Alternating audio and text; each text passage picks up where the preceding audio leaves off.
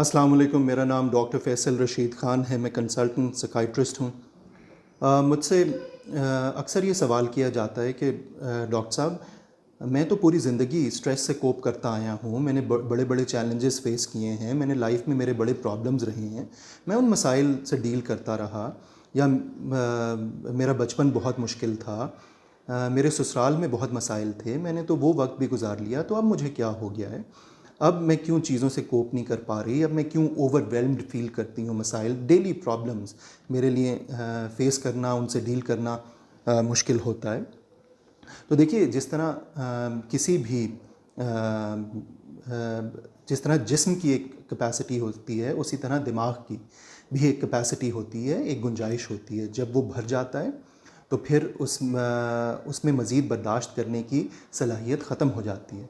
इसकी मिसाल इस गिलास में भरे पानी की तरह है।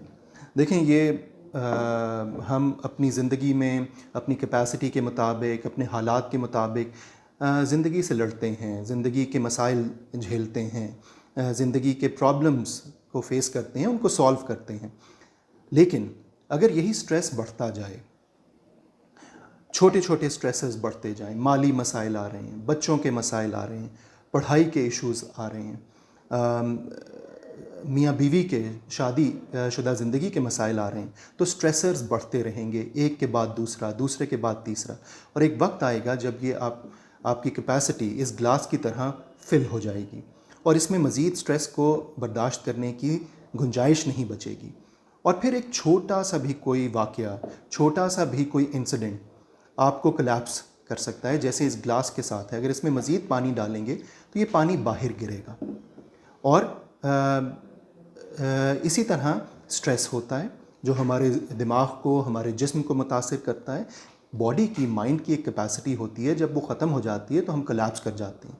फिर उसका असर जिस्म पे पड़ता है। मैदे के मसाइल, मसल्स के मसाइल, थकावट, नींद के प्रॉब्लम्स, शुगर, ब्लड प्रेशर, दिल के मसाइल, ये सब प्रॉब्लम्स शुरू हो जाते हैं। तो अपना जो स्ट्रेस है उसको वक्त के साथ साथ रोज़मर्रा की बुनियाद पे जो हेल्दी स्ट्रैटेजीज़ हैं, जो सेहतमंद तरीके हैं, उनसे डील करते रहना चाहिए। लेकिन जब आपकी कैपेसिटी ख़त्म हो जाए, गुंजाइश ख़त्म हो जाए, तो हेल्प लेनी चाहिए, किसी से बात करनी चाहिए।